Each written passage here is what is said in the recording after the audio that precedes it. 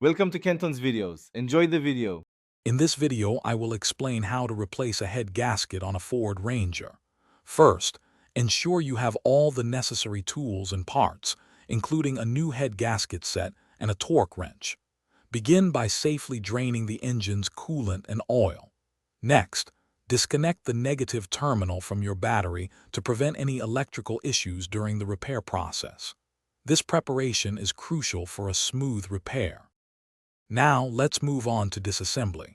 Begin by carefully disconnecting all hoses, electrical connectors, and sensors that are attached to the cylinder head.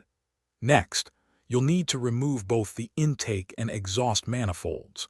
Once these are off, follow the manufacturer's specified unbolting sequence to loosen and remove the cylinder head.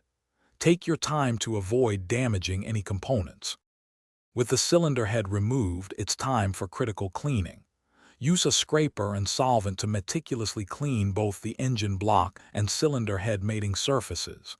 This ensures a perfect seal.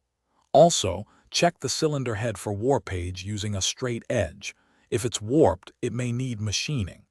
Finally, carefully position the new head gasket, making sure it's correctly oriented. Now for reassembly.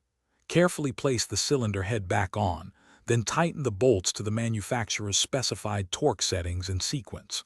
Reconnect all hoses, wires, and manifolds.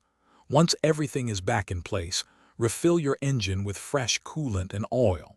Start the engine, let it warm up, and thoroughly check for any leaks or unusual noises.